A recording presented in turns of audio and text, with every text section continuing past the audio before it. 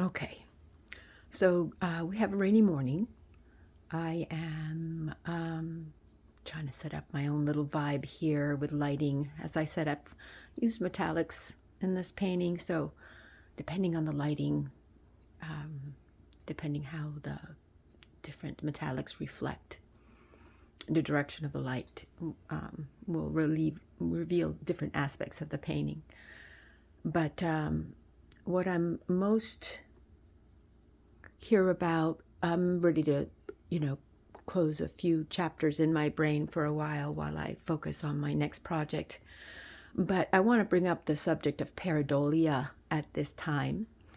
There are people out there talking about the importance of the spoken story that's passed down.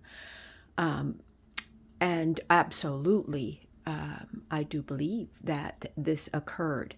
But that does not that doesn't in any way undermine the fact that the design supports these stories. The stories also show up in the design.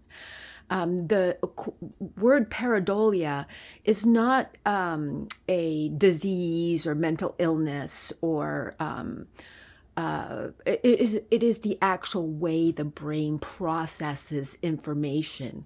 It looks at things, it observes things, and then it looks for patterns. If it sees something once, it's triggered. What's that? Second time, or through experiences, like you see that it bites. That will trigger a memory. Next time you see that, you'll be thinking, does that bite? It bit me last time. So there is the aspect of pareidolia is observing and giving meanings to the patterns. Now, you might be saying, what I think people might be suggesting is that I am inventing stories in my paintings, in what I see in the stones as just dribble. It's not my dribble. This is happening here. So I want you to understand this question of whether this design exists or not, because there is such thing as pareidolia. Believe me, nothing would exist without pareidolia. That's what we do. That's the way the brain works. So to say that using pareidolia, to look at something people say don't exist. Now, the people that say it doesn't exist, it's because they are not looking. And it's not because they don't have the capacity to look. I think also there's this aspect where there are people that don't want people to know about this. I don't know. I think this is for everybody. I think we are free to be who we are. I think we are free to see and look for ourselves.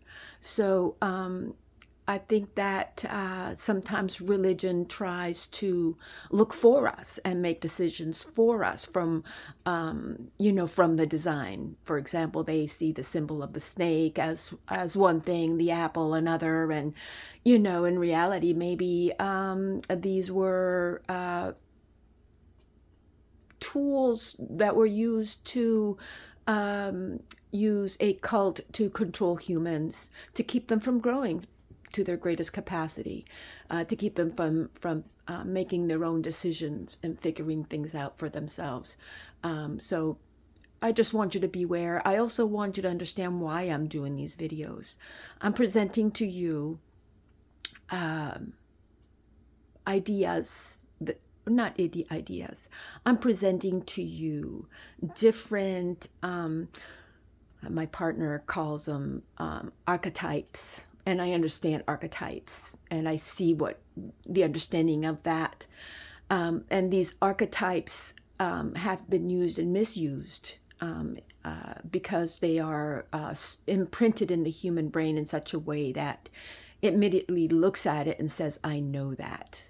So we know a lot if we give ourselves the chance. Don't think pareidolia is anything but trying to provide you with the truth. That's all.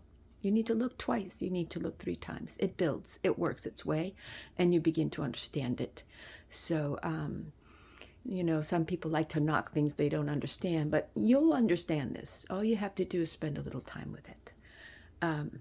But thank you, everybody. As I say, I'm doing my best to clip some of these things together.